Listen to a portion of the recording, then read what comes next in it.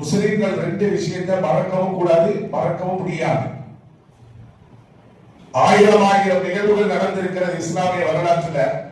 அந்த ரெண்டு நிகழ்வை யாரும் மறக்கவும் கூடாது, மறக்கவும் முடியாது.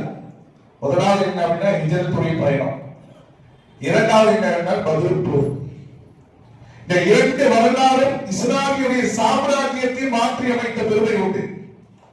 ஹிஜ்ரத்தின் மூலமாக என்ன ஒரு பலன் என்றால், இந்த ஹிஜ்ரத்தை மட்டும் அல்லாஹ் ஏற்படுத்தி தரவில்லை என்றால் உலகம் எல்லாம் முஸ்லிம்கள் பரவி இருக்க மாட்டார்கள். மக்காவோடு ஸ்டாப் ஆயிருக்கும். முஸ்லிம்கள் என்ற இன்றைக்கு ஒரு நிலை என்னவென்றால், உலகளாவிய அளவிற்கு 8 திசைக்கும் இஸ்லாம் பரவி இருப்பதற்கு முக்கியமான காரணம் அன்றைக்கு ஹிஜ்ரத்துடைய பயணம் தான் அஸ்திவாரம்.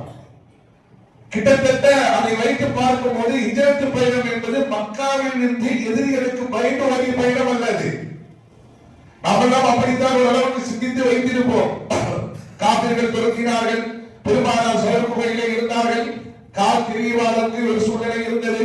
அவர்கள் குடித்து பார்த்தால் நாம் மாட்டிக்கொள்வோம், அவர்களிடத்திலிருந்து நாம் வேகமாக பயணித்து வந்தது என்றெல்லாம் வைத்து பார்க்கும் போது எது தப்பித்தால் போதும் என்பது ஒரு தற்காப்பு பயணம் அல்ல.